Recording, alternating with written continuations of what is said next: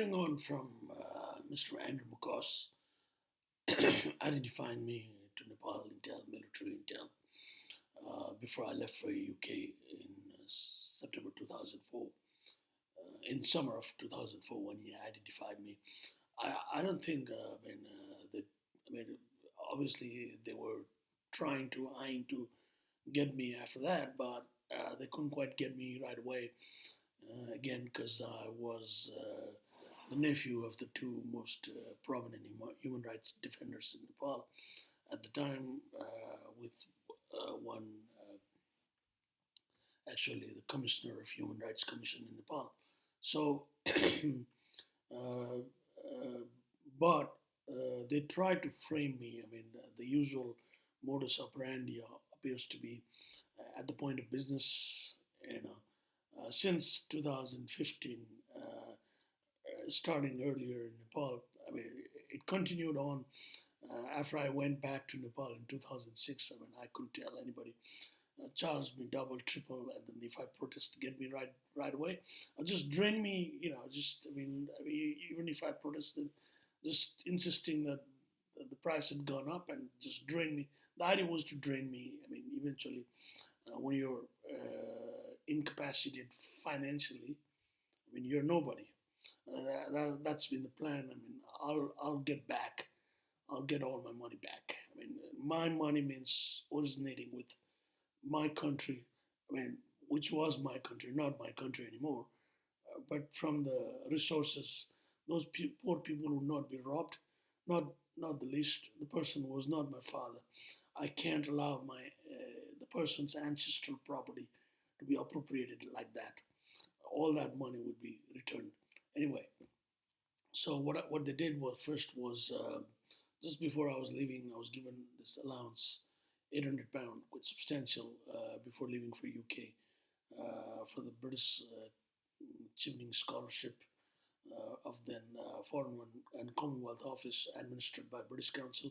So the British Council in Kathmandu, I mean, I think the Nepali Brahmin, the slender Nepali Brahmin woman would block me going to Oxford for a 1 year fellowship, and then instead I was given this Warwick option, as I've written in the Twitter thread. She must have been already put into the loop. I mean, as they could put on the loop in Int'L operation, even though girl I was getting married to, they can get anyone anyway. It's a matter of national security, state security, carte blanche. So, so I was given a check for £800, and I went to. It was for the Nepali bank named Global. So I went to the bank. Very interestingly, they said we don't have enough pounds to give you, but you can go across the street to Nabil Bank. We've already arranged, and they'll give you. We've talked to them. So, I mean, I just did what I was told. So, Nabil Bank actually started off as Nepal Arab Bank International Limited. It was a joint venture by the fellow named from Nepal's side. There's another rapist, Binod Chaudhary. That's a very, I mean, well-known Indian origin criminal actually. So, money launderer, uh, I mean, self uh, confessed money launderer.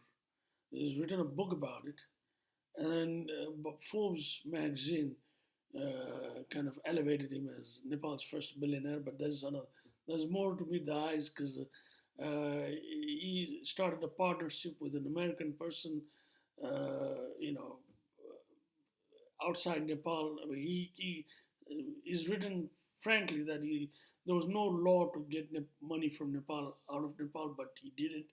And then he started very interestingly, a hotel in China's Yunnan province. That's quite interesting. So, so we'll get to that. That's a criminal. I mean, he's murdered his own Indian staff, and actually, this my one of the brothers of the woman who gave birth to me, Suvat Pyagul, told me they had a detailed report in the human rights office, their office, in the very building complex that you would go later buy developed by this rapist Binod Chaudhary, a smuggler, money launderer, a criminal, totally criminal. So, but Indian embassy was not interested very intriguingly. But I'll get to that. Later. But anyway, the Nabil Bank, I went and I gave this check, and there was this Newari girl. She was very nervous, shaking. Right after I gave check, there was somebody behind me. Again, mustachioed.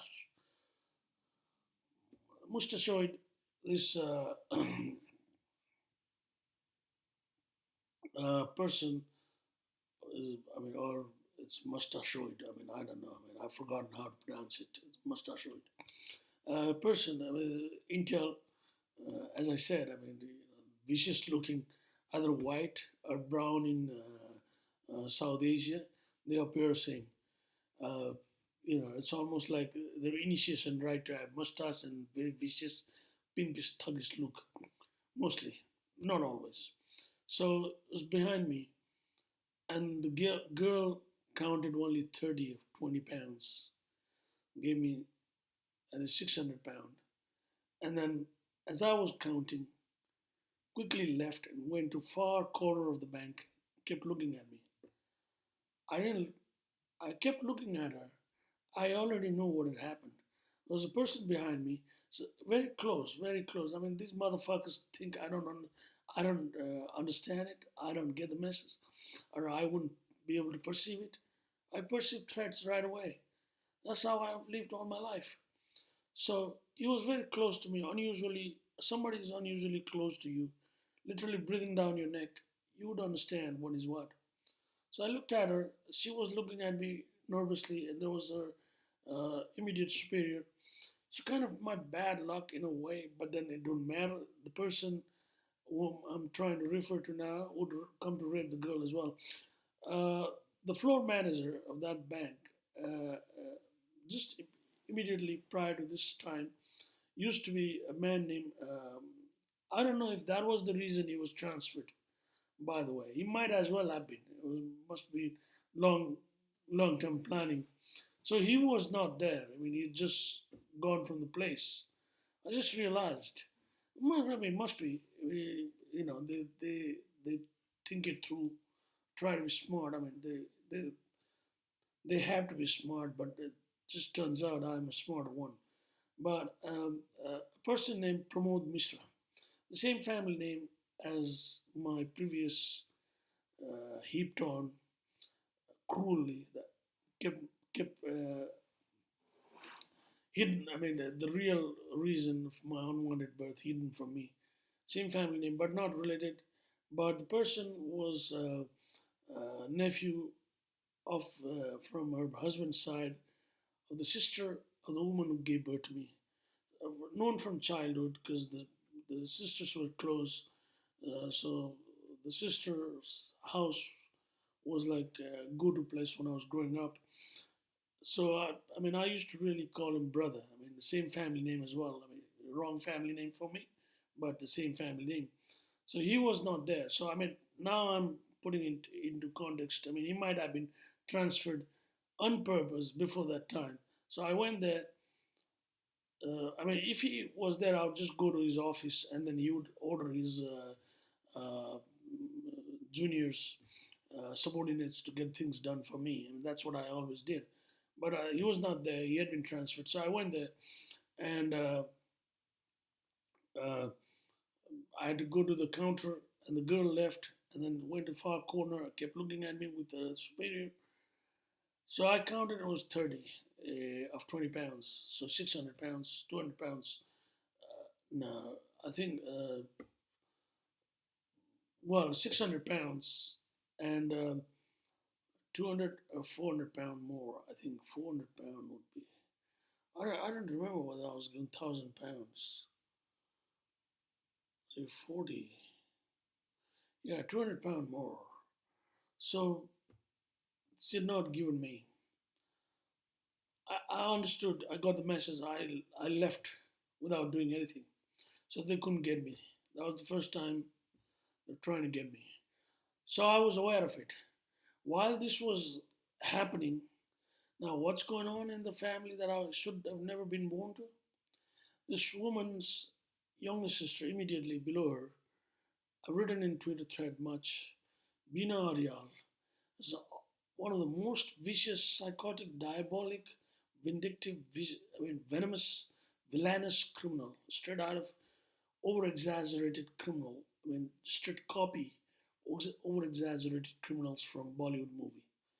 Bina Aryal came to visit, and then the very person whose rape she had organized, it doesn't matter. It's such a criminal family. About whose rape that I had much anguished about, not her own family, me alone, as a boy of 15, that I wanted to, I had vowed vengeance on that too. I've written about it in the Twitter. They they got together. They were already talking and looking at me. They came on the day I had gone out with the woman gave birth to me for some shopping, little shopping.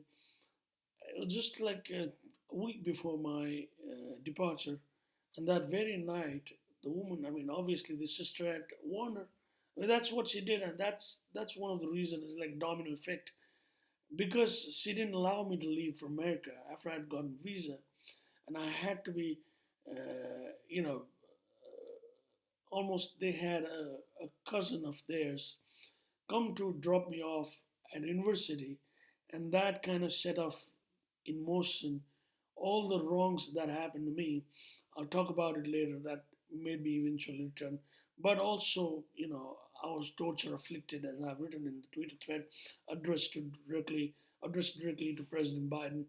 Uh, my torture effects and the financials and the racism because of the financials as well. Because of the racism, the financials as well. And my money was, I would be without food for half a day in the residence I was living. So, I was a small, skeletal, third world kid, hardly able to express. I couldn't talk to anybody, couldn't tell anybody. Nobody knew. I went a couple of times to the International Student Office. They just turned me back. They didn't help me. So, so she'd come, this Bina Aryal, would be made the board member of the Human Rights Organization. Her brother was running like family business. So that night, the woman who gave birth to me came and said, "We cannot allow you to leave now." I said, "Why?" I said, "Because you might not come back." I'm like, fucking hell. What kind of life I have? I have the entire state against me now. I know it well. I have obviously the state that I was going to be against me because Mr. Andrew McCoss, obviously, Int'L person, British Embassy, First Secretary, political, identified me. So that there's going to be repercussion. There's going to be effect, obviously, because he didn't identify me for nothing to Nepal Intel. He obviously thought it through. For a person of that stature, first secretary is immediately below charge d'affaires, almost like third person after ambassador. So I have the state I should have never born to. Now I say that. I said that at the time too, in a way. I'll come to that because I always know I was an unwanted child. Against me, the reprieve I thought that I had, the relief that I thought had come to me via this British Council, British Tuning Scholarship given by Foreign and Commonwealth Office, administered by British Council, going to UK. That is already, uh, the dark cloud was already there. The bad omen. I knew. I was just. I guess all my life I have had nothing to lose, so I had to carry on. I had to carry on. So that state is already obviously against me. Now, now the person who gave birth to me is telling me that I would not come back from the place. And I'm not sure about how it's going to pan out. And in the state, I would be certainly murdered if I stayed around. And I couldn't tell this thing to this